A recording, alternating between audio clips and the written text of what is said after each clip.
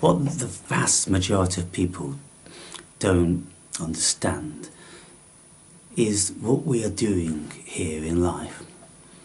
We're all effectively looking for the elephant in the room. That which everybody knows is there, but nobody wants to speak about. Why? Because it's you. And invariably, it's all of your shadow stuff, and your personas, and your pet hates, and your fears, and your biases, and all those sort of things.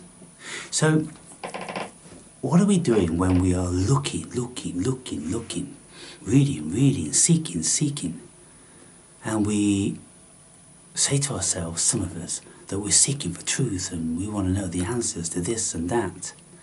What we are doing, effectively, people, is we are looking into our own psychology, we're looking into our own consciousness. We are asking the question inadvertently, what am I? What is this thing called life? How is it that I exist? And when we start to realise this and we contemplate what we feel, like yesterday I did a video about life as a feeling.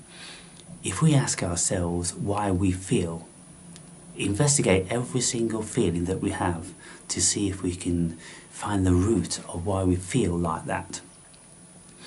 And then we'll discover more about ourselves and more about what this thing is, which is an eternal mystery, by the way, but at least we'll have a little bit of an idea once we understand our biology, our psychology, and our philosophy.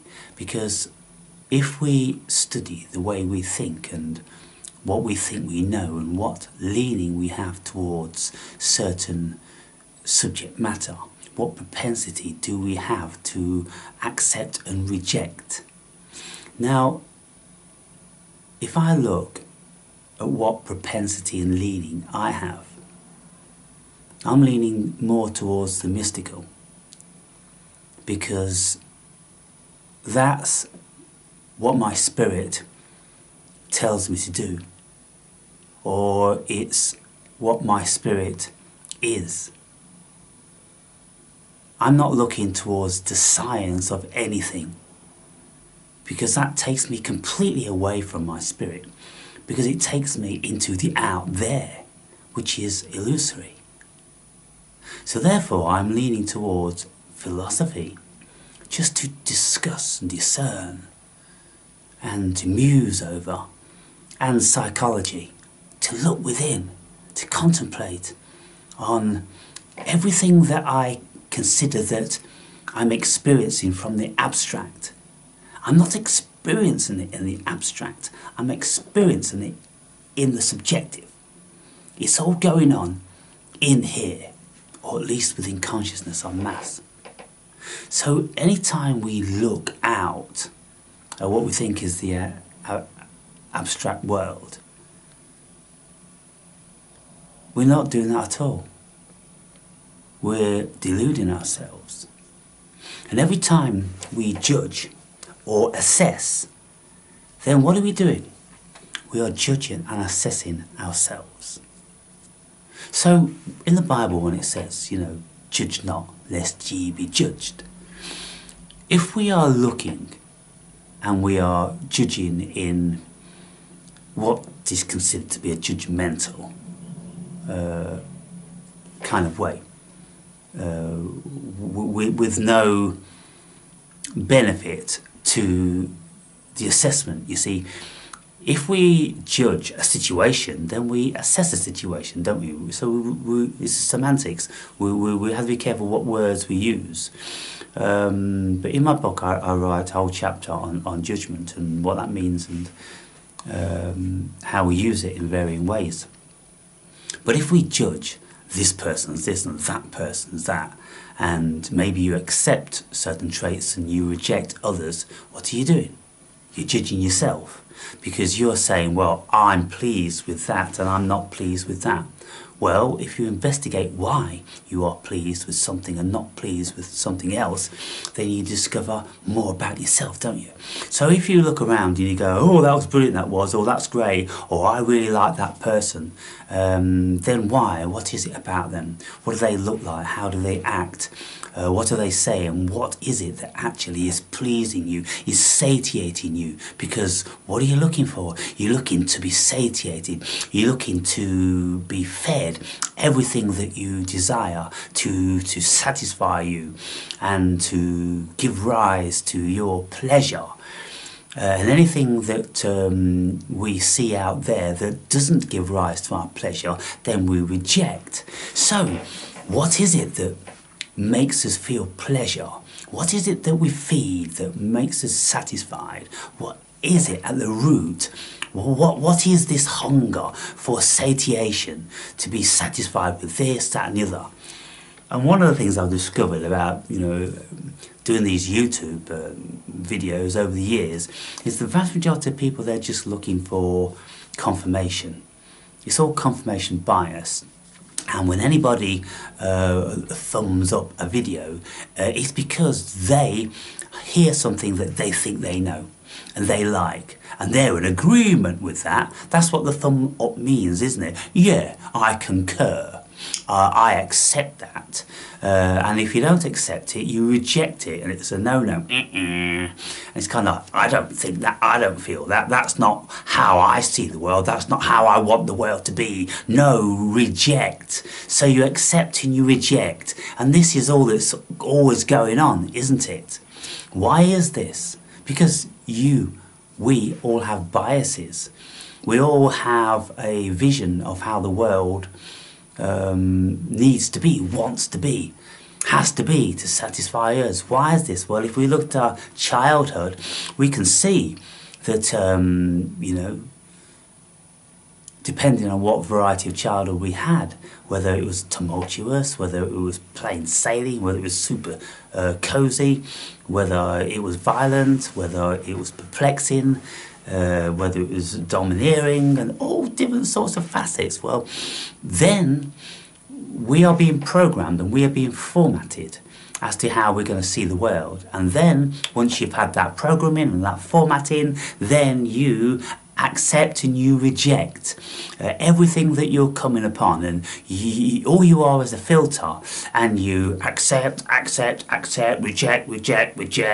and you go through life and you never stop to contemplate or quantify why this is. But when we do this, when we look deeply into our unconscious psychology, when we seek out our shadow, when we seek out all of our biases and our hates and all these sort of things, then we can see where they stem from. And so, for instance, if you was brought up in a violent household and you found that destructive and it's affected you in a deep way, then you're going to spend the rest of your life in avoidance of that. And anytime you come upon it, you're going to go because you've got unresolved issues. But if, for instance, you grew up in a violent household and you had a stronger disposition, and then you said to yourself, well, that's just how it is. It doesn't always have to be like that, but that's how lots of life is. I'm not going to allow that to take my whole life. And very often, we can see that negativity and violence serves a purpose. And again, I speak about this sort of facet in my book. Because lots of people think violence and negative actions is bad, and we have prisons to put people in to prevent them from doing that, or to punish them if they do that. But what happens when somebody is bad? We all learn from it, don't we? And then new laws and rules and regulations are brought about on the premise of that, to ensure that we don't have any more of that. For instance, like situations with the shoe bomber. Somebody got on a plane with a bomb in his shoe, and so then that person killed 280 people or something like that, and then it was bad. Everybody considered it was bad, but then new rules and regulations were in place which has probably prevented vastly more deaths than that. So those people died and were sacrificed for the living and the protection and the safety of thousands, millions of others. So where's the bad in that? I weigh all these sort of things up, in my book. And so in the end, you'll conclude philosophically that, well, there is no bad. There's no such thing as bad. Because whatever could be considered bad by some people would be considered beneficial and good for other people. So all the people that now travel safely and don't have to worry about whether anybody's brought anything on the plane that they shouldn't, well, they have this shoe bomber to be thankful for. And so thank you, shoe bomber. Because now we can relax because the security is very intense. And we can rest assured that there's probably not going to be anybody getting those devices on a plane anymore. So we can relax rather than just thinking, is this plane going to get blown out of the sky any minute?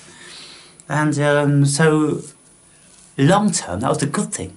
He served the people. He served the world, didn't he?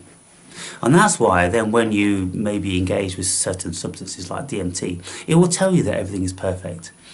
Because ultimately everything is, because we're growing. Consciousness is growing and evolving, and consciousness cannot grow. We as spiritual beings cannot grow unless we are compromised. We need to be compromised. We need to be threatened. We need to be subjects of violence and coercion and hate and all these sort of things, because they put us in a certain realm and it opens up our consciousness and it reveals so much to us.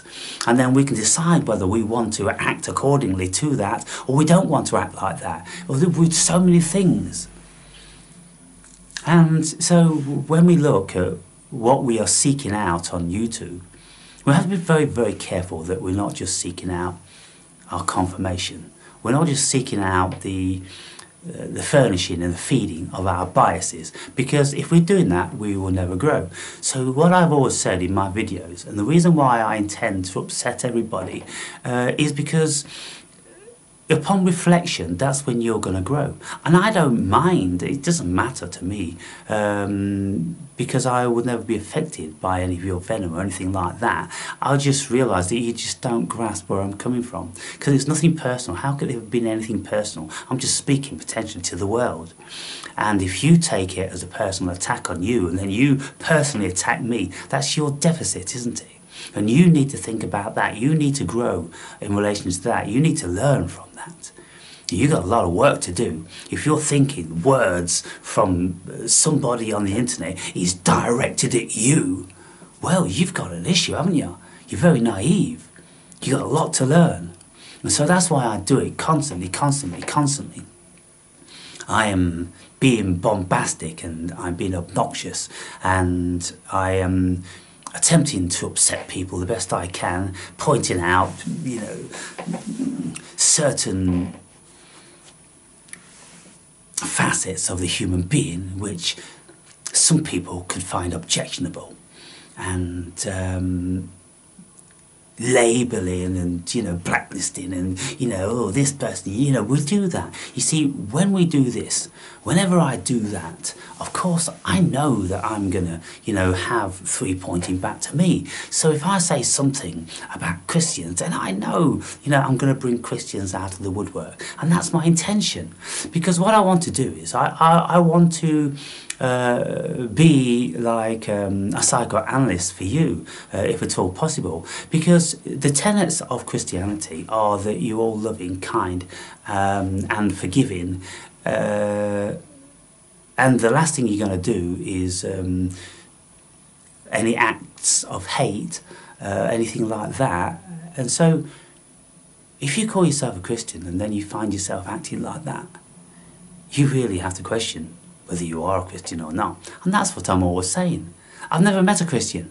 All I've met is fake, phony pretenders. Any real Christian, they don't need to worship no crucifix or no dead body or anything like that.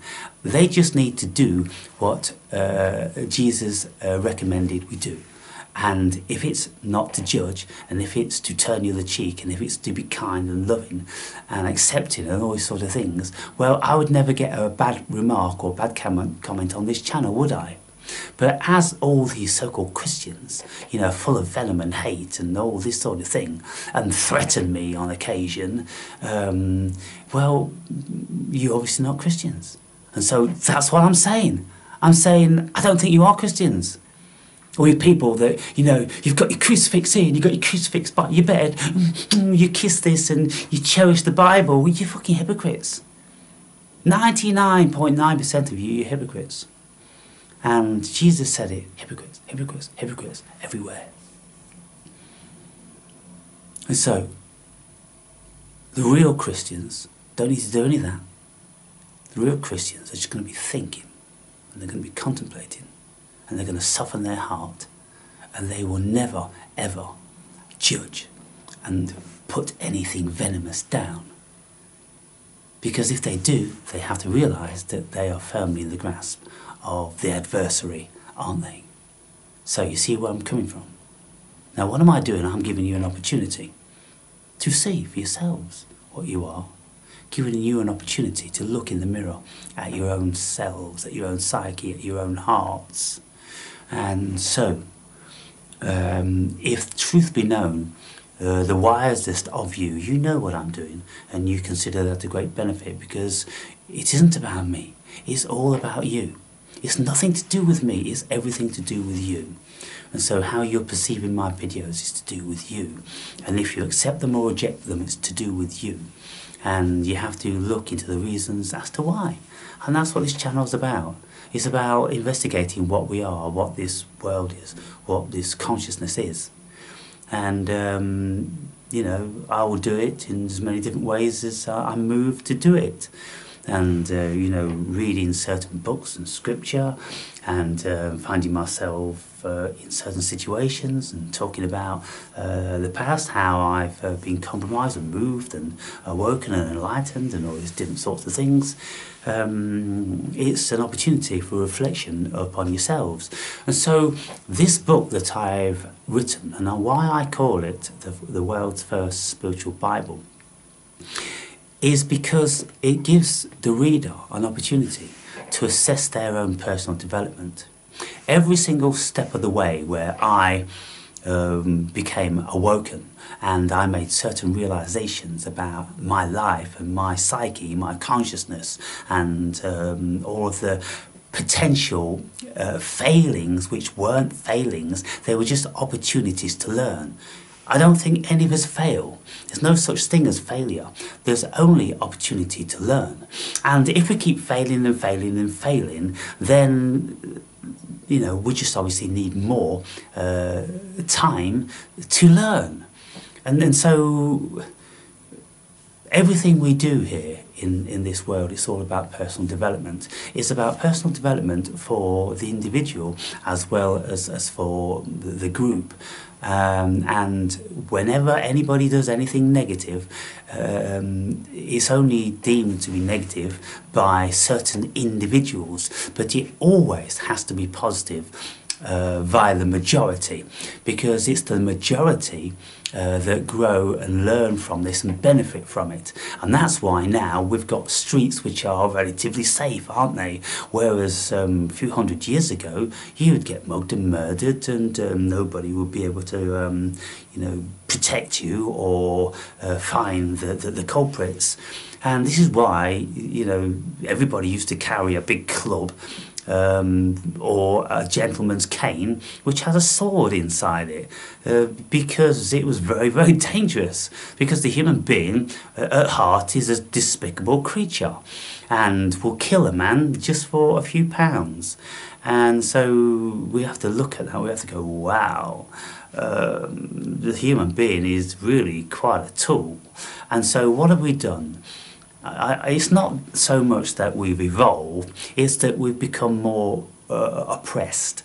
We have suppressed our shadow, and we now have the suppression to such a height that the chances are, if you should steal or harm somebody, you're going to get caught. And so the ramifications are a deterrent for most people. It's not because their hearts have matured anymore or we've evolved anymore, because I don't think we have. And I know that the evil runs through the heart of every man, like Alexander Solzhenitsyn said in his Gulag Archipelago, having spent 10 years in the concentration camps. He realised that even those who would be deemed to be good, honourable, honest, caring, loving people had the potential to do evil. And in the early days of communism, it was promoted for everybody to be a stool pigeon and to inform on family, friends and lovers, everybody. This is how bad it was. And they were rewarding people who would stick in their family member if they were speaking something against the state, and you told the authorities, then you'd be rewarded, and this person would get in the gulag for 10 years. And so Solzhenitsyn was under no delusion about that. He saw how family member would sell their souls just to have their palms crossed with silver. And when I went to live in Africa, I was learning about the African culture and the history and this, that and the other, and in relation to slavery. And some people in their naivety would think that slavery was imposed upon these people by the white man, and it never was. From the very, very beginning of slavery, slaves were offered to the white man in exchange for wares, because on the continent of Africa there was many, many rival tribes, and they used to enslave other tribes and kill them, and then they thought to themselves, well, if we can sell them, if we can profit from them, we wouldn't kill them, we'll just conquer them, and then we'll chain them all up and we'll march them down to the shores, and we can exchange these for beads and pots and machetes and things like that. And that's what they did. That's how slavery was born, people. Nothing to do with the white man going over and rounding everybody up. It was already in the hearts of those people. And so, slavery, it will never disappear. It is here now, neo-slavery. The vast majority of people are still under the yoke of slavery, still slaving away with their drudgery, selling their soul to the man or having their soul stolen by the man because they're born into a prison planet, you see. So we have an enormous amount to learn about our own psychology and how we are as a human being, as a species, as a race. And we don't ever get under the assumption that we're good people, because at heart evil runs through the heart of every man. That is a psychological fact, and it's been proven time and time and time and time again. And with certain experiments whereby groups of people are, I think one of them was it the Stanford experiment, where they did this prison experiment, whereby they got a group of people, volunteers, and they made some of them prison guards and others prisoners, and they locked them up, and they thought they were going to do this for several months, but they couldn't get past 2 weeks before violence or possible death, because prisoners were being bullied and manipulated and attacked and coerced and all different sorts of stuff. As people assumed these positions, particularly the prison guards, taking it upon themselves to inflict pain and suffering on those who weren't prisoners. They were just the same as them, conducting an experiment, but they got carried away with it, you see. And the psychologists went, oh fuck, this Solzhenitsyn thing, evil runs through the heart of every man, is most certainly true in this instance. So we have to be very, very careful. So with my videos, all I'm doing is I am giving you the opportunity to shine a light on your own psyche. And so those of you that consider that this channel is about me and I'm always talking about myself and this, that and the other, of course, I'm drawing on information, I'm drawing on experience, because I don't like to talk about anybody else. because I don't know anything about anybody else per se. It doesn't have the slightest bit of reality to me, to be fair. And so what does have a reality? How can I find the deepest of semblance of reality or truth? Then I look into my own mind and heart and soul, and I ask myself all these questions as to why all this stuff come about, and then I will offer it up to you for you to make of it what you will.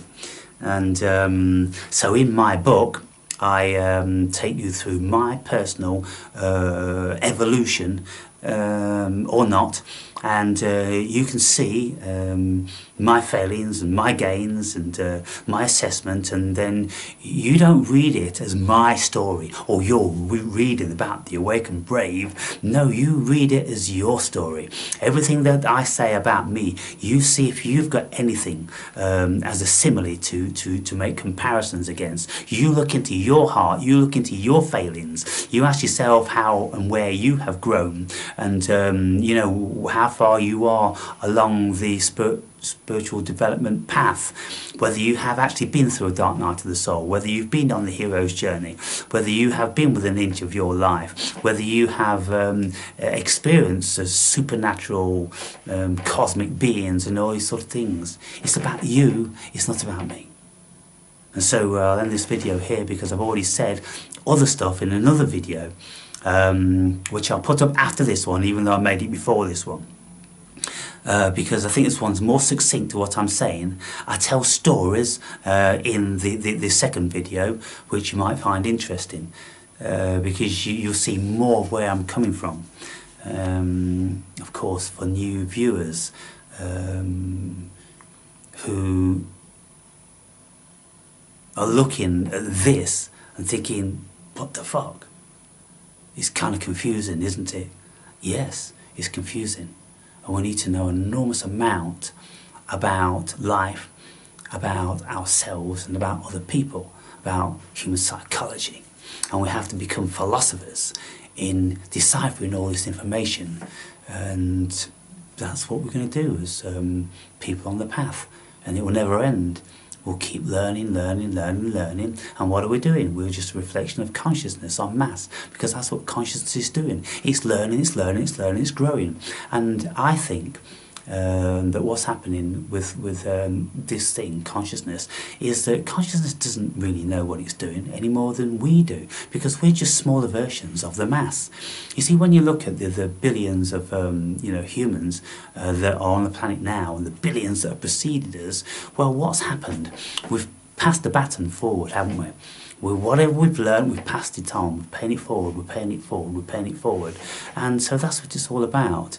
And anything we do isn't really significant now. It will be significant to, the people that come after us.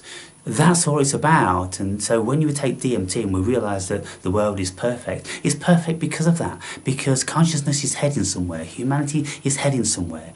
And maybe there's going to come a day when, we have eradicated all of the negative facets, and we've eradicated the evil which runs through our hearts, and we become more of a pure state of consciousness and the reflection of consciousness.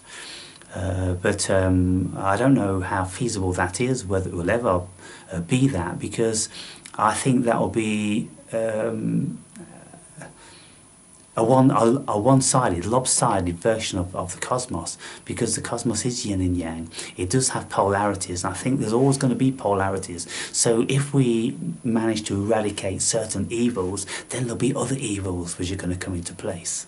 And it's going to be more controlling evils, more sinister evils.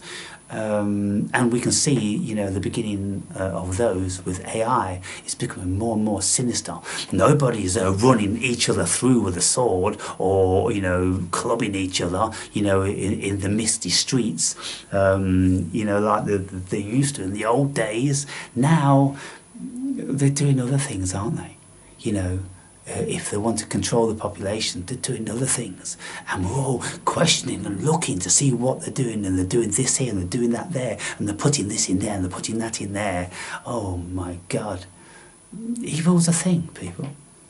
It's part and parcel of the cosmos. And we are a reflection of the cosmos. That's part and parcel of us. And so we just have to deal with it and don't take it personally. I think that's the thing, because ultimately we are the cosmos. Our consciousness pertains to the ocean of the cosmos, and that is the only game in town, really. It's like, you know, considering a grain of sand to be of any importance on the beach. Well, individually, they're not important at all, are they? Barely in the slightest. They only ever become important when you add them all up together and they become the beach. And then the beach becomes a thing. But individually, they're nothing. And so that's kind of like how we are. You know, are the individual flakes of snow anything really significant? If one fell down, nobody bat an eyelid. But because millions of them fall down, then they become something. They become an issue. And we have to reckon with it, don't we? And that's what's going on here. So nothing in its individuated state has any real importance other than it's part of the collective. And it's only the collective that's got any importance. So that way we can just lose any of our self-importance, can't we?